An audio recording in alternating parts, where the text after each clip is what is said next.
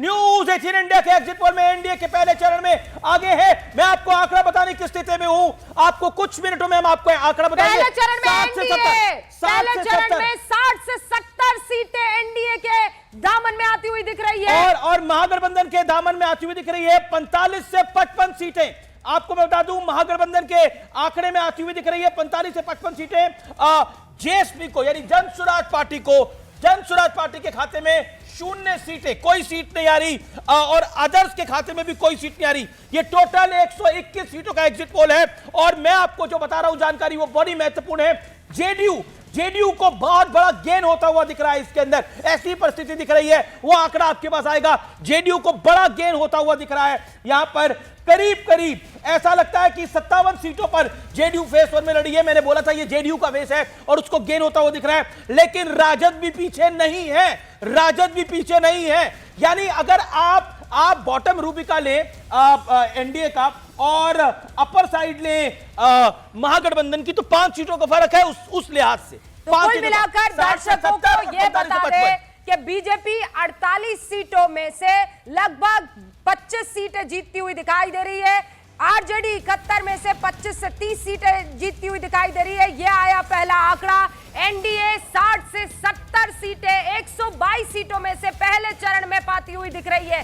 पिछली बार यह आंकड़ा 59 का था और आरजेडी के खाते में लेकिन जन स्वराज का खाता नहीं खुल रहा है। 55 सीटें आती हुई दिख रही है और जन स्वराज का खाता नहीं खुला है। 0 बटा सन्नाटा। और इंटरेस्टिंग फैक्ट, कांग्रेस 5 से 10 सीटें जीत सकती है। अगर एग्जिट पोल की एग्जैक्ट पोल बनता है तो कांग्रेस के लिए यह बहुत बड़ी खबर है। 5 से 10 सीटें अगर कांग्रेस जीतती हुई दिख रही है तो नहीं 19 नहीं, मैं 121 फर्स्ट फेस में।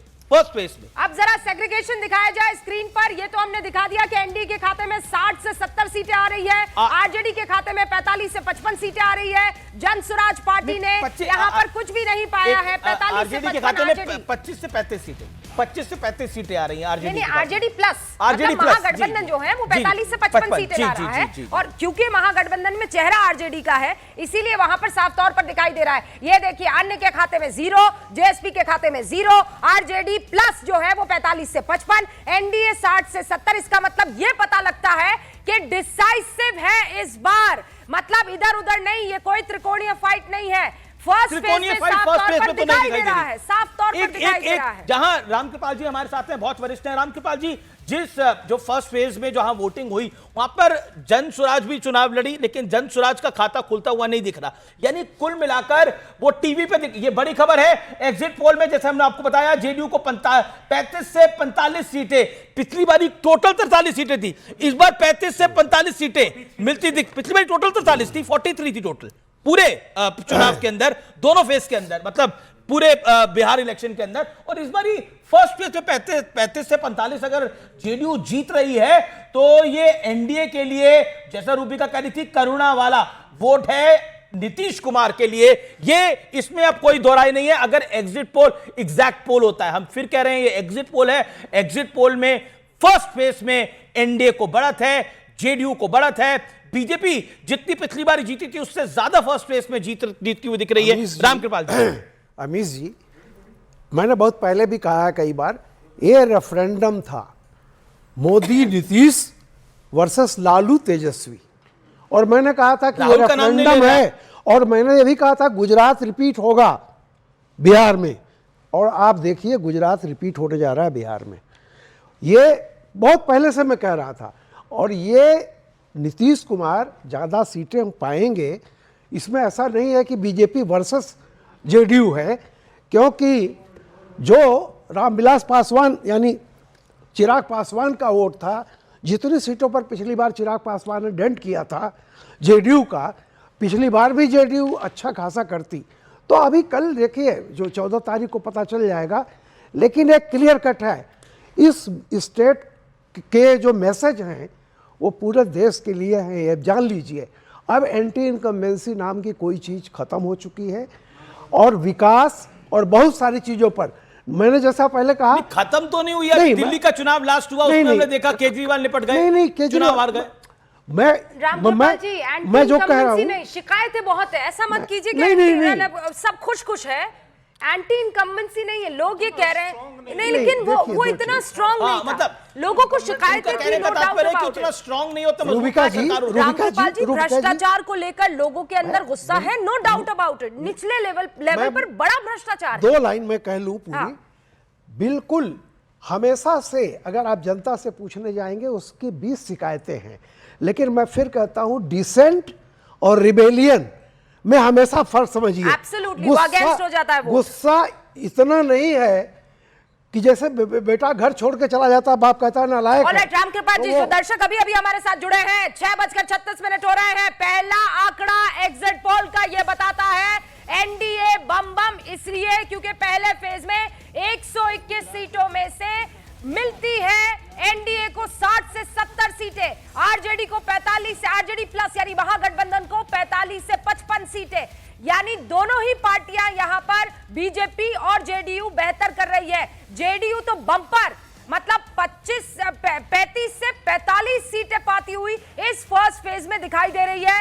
आरजेडी भी बेहतर प्रदर्शन कर रही है, 25 से 35 सीटें इस फर्स्ट फेज में। कांग्रेस 5 से 10 सीटें ला रही है। सीपीआई यानी लेफ्ट की जो पार्टियां हैं वो भी 5 से 10 सीटें पाती हुई यहां नजर आ रही है।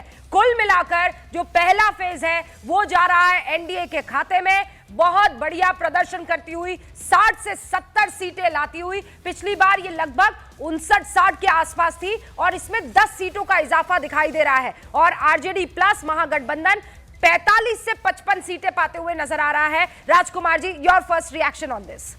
देखिए, जो एग्जिट पोल आपने जो सर्वे कराया होगा उससे मैं सहमत नहीं हूं, क्योंकि बिहार में कोई भी एक भी कार्य ऐसा नहीं है इन 20 सालों में कि बिहार की जनता जो बम्पर वोटिंग की है वो जो सत्ता में बैठे हुए सरकार है उसको वोट की है।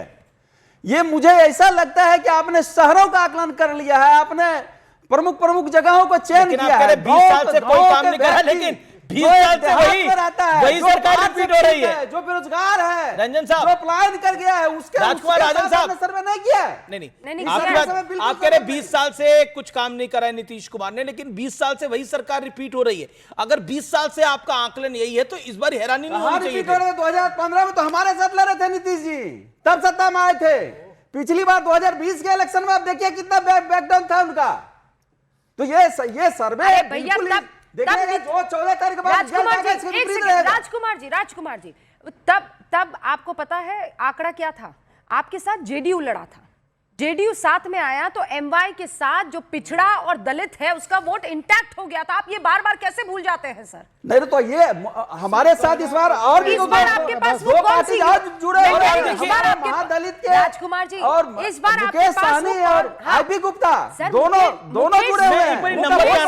का वोट आप लोगों को क्या ट्रांसफर हो रहा है, ये एक बड़ा सवाल है। मैं प्रश्न आपसे नहीं, मैं तो ये पूछ रहा हूँ रूपिका जी कि क्या माननीय मुख्यमंत्री जी नीतीश जी को क्या चीफ मिनिस्टर घोषित किया एनडीए? नहीं किया, उसका बात की बात है, तो नंबर आ रहे हैं। एक देखिए, अभी